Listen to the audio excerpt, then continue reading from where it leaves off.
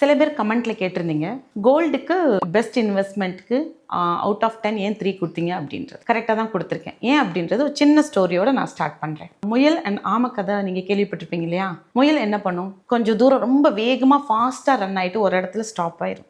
ஆனால் ஆமை வந்து கன்சிஸ்டண்ட்டாக நடந்து போய்கிட்டே இருக்கும். எந்த இடத்துலையுமே அது ஸ்டாப் பண்ணாது. பட் அதோட கோலை வந்து அது ரீச் பண்ணிடும். பட் இது வேகமாக ஓடிட்டு ஒரு இடத்துல ஸ்டாப் பண்ணும். ஸோ இந்த முயல் அப்படின்றது தான் கோல்டு அண்ட் ஆமை அப்படின்றது தான் வந்து உங்களுக்கு வந்து மியூச்சுவல் ஃபண்ட்ஸ்.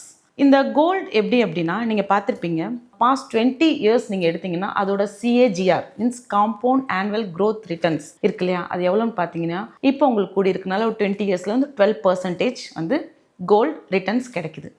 அதே இது ஆமை இருக்கு இல்லையா, மியூச்சுவல் ஃபண்ட்ஸ், நான் நிஃப்டி 50 எடுத்துக்கிறேன். நிஃப்டி 50 பார்த்தீங்கன்னா லாஸ்ட் 20 இயர்ஸில் அது கொடுக்கக்கூடிய ரிட்டர்ன்ஸ் எவ்வளோ இருந்துச்சுன்னா நியர்லி 15.23% கொடுத்துருக்கு. ஸோ எது ஹை பர்சன்டேஜ் கொடுத்துருக்கு? மியூச்சுவல் ஃபண்ட்ஸ் வந்து கொடுத்துருக்கு.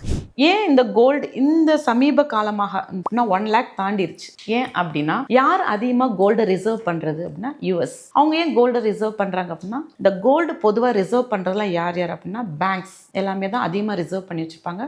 இன்னொன்று நம்ம வந்து ஆர்னமெண்ட்ஸ் யூஸ் பண்ணுறதுக்கு வச்சுருக்கோம். ஸோ அங்கே கோல்டை அதிகமாக ரிசர்வ் பண்ண கோல்டோட ரேட் வந்து எந்த காரணமும் இல்லாமல் பீக் போயிட்டுருக்கு.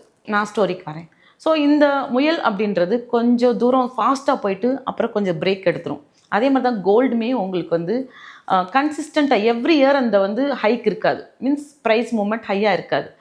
ஒரு நீங்கள் பார்த்தீங்க அப்படின்னா அந்த 20 இயர்ஸ் கூட எடுத்துக்கிறீங்களா, அது ஒரு 5 இயர்ஸ் பார்த்தீங்கன்னா ஃப்ளாட்டாக தான் இருக்கும். உங்களுக்கு எந்த ஒரு சேஞ்சஸ் ஹைக் இருக்காது ப்ரைஸில்.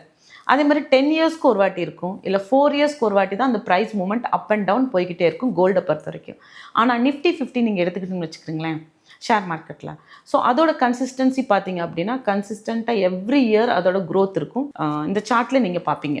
ஸோ நிஃப்டிக்கும் அந்த கோல்டுக்கான சார்ட் நீங்கள் பார்த்தீங்க அப்படின்னா இதுலேயே தெரிஞ்சிடும் உங்களுக்கு எவ்வளோ டிஃப்ரென்ஸ் இருக்குது அப்படின்றது. அப்போ நீங்கள் பெஸ்ட் இன்வெஸ்ட்மெண்ட்டாக எதை பார்ப்பீங்க? மியூச்சுவல் ஃபண்ட்ஸ் தானே ஆப்வியஸாக. ஸோ அதுதான் நான் சொல்லியிருக்கேன், mutual funds the best investment than gold.